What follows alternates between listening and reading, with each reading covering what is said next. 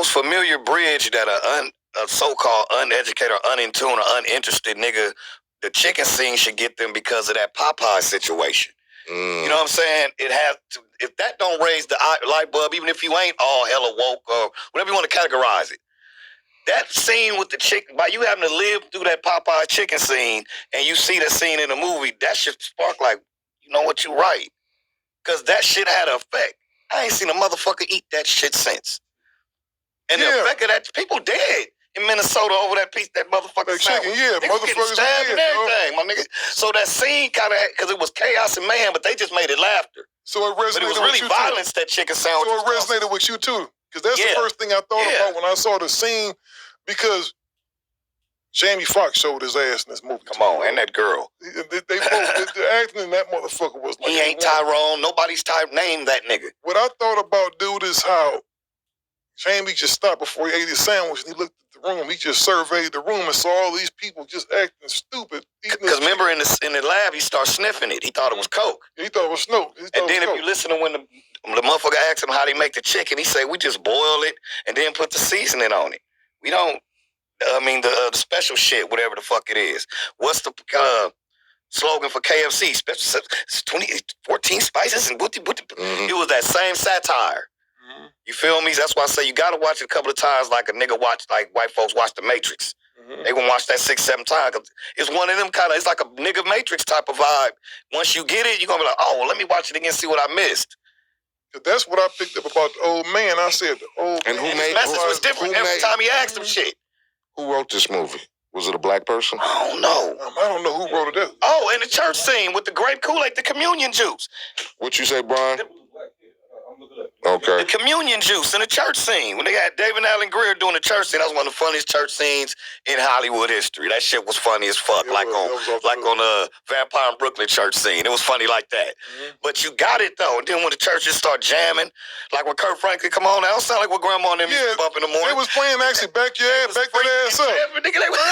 It started at first to where you don't catch it at first. And I'm like, them niggas in church playing back that ass up and that just gospel, just grooving. The church. And so everybody, but it didn't start till they drank communion, first Sunday. And what's the symbolization behind that? You know what do you get out of that? You know what I got out of it? That we live in an era right now to where we are willing to compromise our principles no matter where the... Because you got to go listen to what the pastor was talking about in that scene.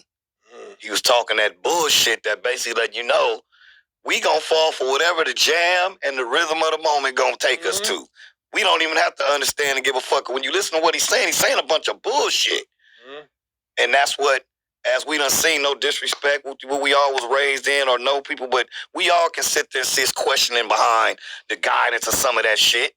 Because it was all control. Because they found that where the chicken stuff was, it was all in the laboratory. The fucking grape juice. And the Welch's from back when you was little in that little ass cup. And that church, they gonna remember the Holy Ghost when you was little. And you like, Mama, what's happening to Auntie? I don't know. She do it every Sunday. I don't know if it's... I used to be scared as fuck. Is this really special? Because she do it every Sunday. I used to sit in, because I used to sit in church, and then it get to a certain part of church, and then next thing you know, clockwork, that organ get to going. 142. Next thing you know, somebody stand up. That tambourine,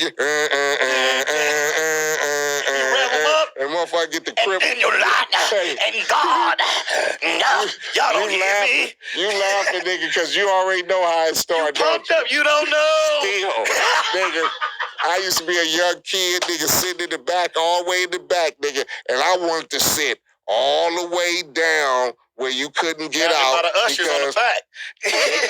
They come on to snatch a nigga out the motherfucker too. I ain't shit. And then next thing you know, they get to preaching hard, and nigga, and that voice get to going. You hear that? And then I Jericho. Look, I get to sitting over there like, oh shit. I'll be like, oh shit, it's about to.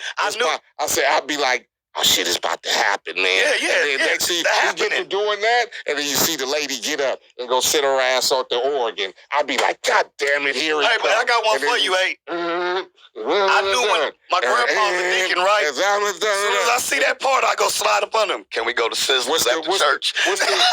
What's the beat that's the nigga? It's always the same beat. He told me that. and this, and Shadrach, Meshach, and Abednego. Y'all not gonna get me sent to hell along with y'all.